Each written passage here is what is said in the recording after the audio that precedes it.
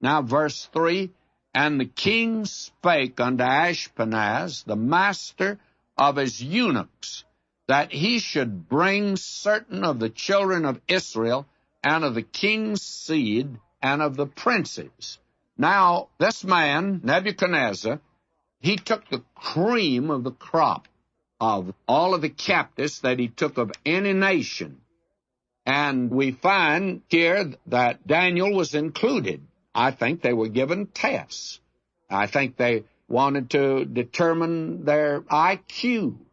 And these men were to be trained to be wise men for the king of Babylon, to advise him. And you'll find out that he did refer to him. Now, if you would drop down, you would find that in verse 9 here, and will you notice it, it says, now God had brought Daniel into favor and compassion with the prince of the eunuchs. Now, I wonder if that's telling you anything yet. Well, let me give you Isaiah 39:7. And of the sons that shall issue from thee, God is speaking to the king at that time, at the time of the captivity, and of thy sons that shall issue from thee, which thou shalt beget, shall they take away, and they shall be eunuchs in the palace of the king of Babylon. Now, does that tell you anything? Daniel was taken away when he was about 17 years of age. That is, I think, agreed upon by most conservative scholars, and he was made a eunuch. So you can understand why Daniel did not marry, did not have children. A great many raised that question about Daniel. What kind of an oddball is he? Well, he actually was no oddball. This was something that the king did, and it did not destroy the development mentally of these individuals.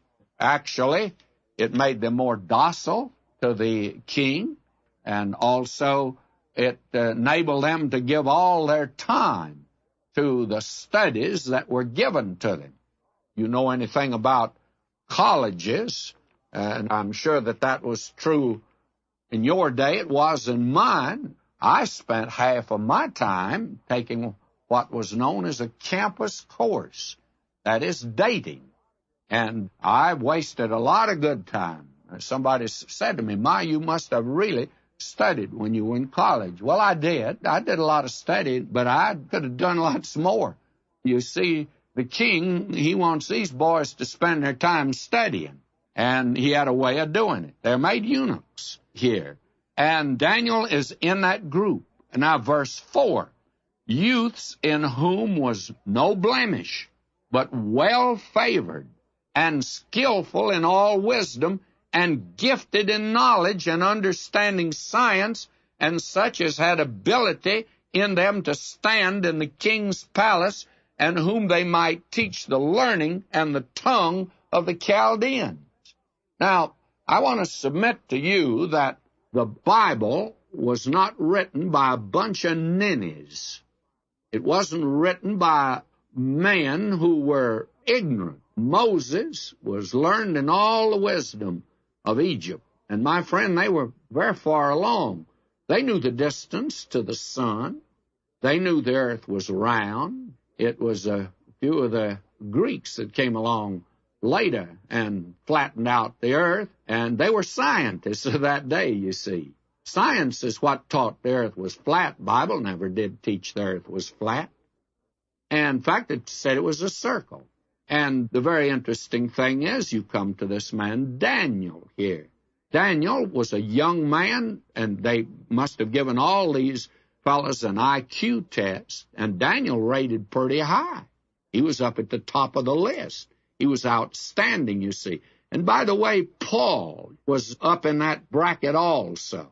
I get wearied of some of these so-called eggheads today acting as if the Bible is a book written by a group of ignoramuses.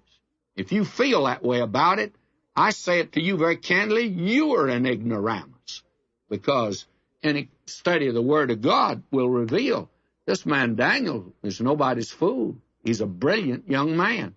Now he's going to be taught, as few men have been taught. He's going to be exposed to the learning of that day. And don't despise the learning of that day. Many men were well advanced in knowledge and actually in science and in many areas today. And I think Daniel could be put into that class. Now, will you notice something else that took place? And the king appointed them a daily provision of the king's food and of the wine which he drank, so nourishing them 3 years, that at the end of them they might stand before the king.